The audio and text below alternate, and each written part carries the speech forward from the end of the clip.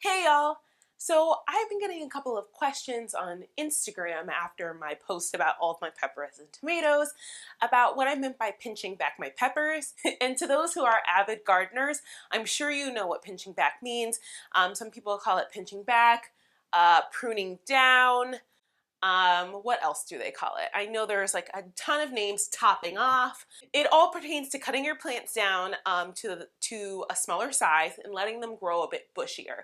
So doing that will give your plant the time that it needs to just kind of grow a little stronger. It'll focus on the root system, a bushier growth system, which will give you more fruit, a stronger plant.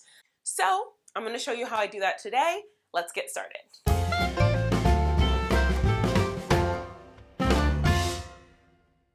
So in the front here, you can see a couple of peppers that I've already started.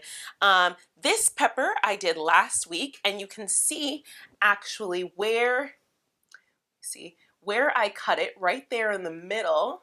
You can see that. And all of this around is just new growth. That's just 1 week. This plant was done about 2 weeks ago, and this plant was chopped off 3 weeks ago. So you can see how sturdy this plant is. You can see this is a matchbox pepper. It's growing so bushy. It's got a really strong stem and root system. This is the type of pepper plant we want. So I've got 2 shishito peppers over here and 2 matchbox peppers over here. I think one of them is starting to flower. So we don't want them to be flowering inside, and we don't want them to be flowering while they're this small. So I'll show you quickly what I'll do about that. And I'll take the one that's flowering first. So if you can see the little bud at the top of this, that is going to create a flower, which will create a pepper. And that is not what we want. So you can take a good look at the plant's leaf system all along the edging here. If you look really closely at the plant, you can see some leaves. They're super tiny, right on the inside, coming out from where the stem is in different places there.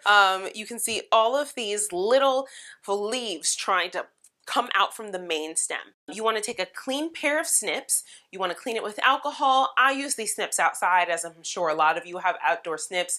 You don't want to perpetuate anything that's going on outside and bring them inside to your seedlings. So just clean off your snips with alcohol, and you can get going like that. Some people are brave enough to come all the way down to where they start seeing these first little leaves, and they'll cut right there.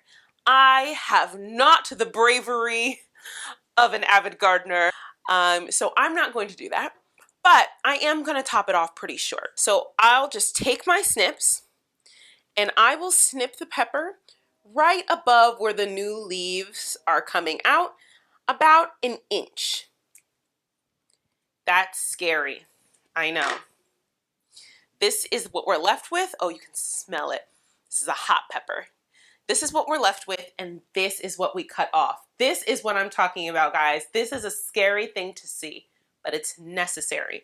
So in a week or so, this should look something similar to this.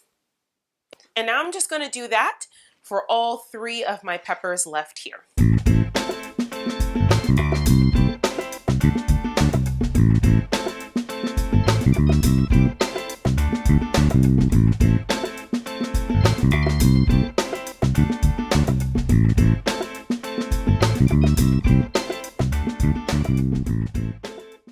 Wow, you guys, that was a little scary, especially my shishitos. I have 2 shishito plants that I topped off today, these 2, and I gotta tell ya, it's looking a little scary to cut all of this and be left with this, but trust me, it'll be best for your plant in the end. I did this for the first time last year, and I had the most prolific shishito plant you could ever want. It was giving off so many peppers. It didn't need to be staked or trellised in any way. It stood strong on its own, and that's exactly what I want, especially here in my new garden when I have things that I want to be focused on, like fencing off some areas and other landscaping things that we have to do and structural things that we have to do. I don't want to be buying stakes this year. So anything that I can save money on that doesn't need to be staked, that's what I want to do. So I know that these shishito peppers look a little scary now, but remember, in just a few weeks, they'll look like this. So that's all I have for you today. Just a quick video to answer your questions about how I top off my peppers. If you have any questions, leave them for me down in the comment section below or on my Instagram at Broadway Gardener. And I'll see you in the next one. Bye.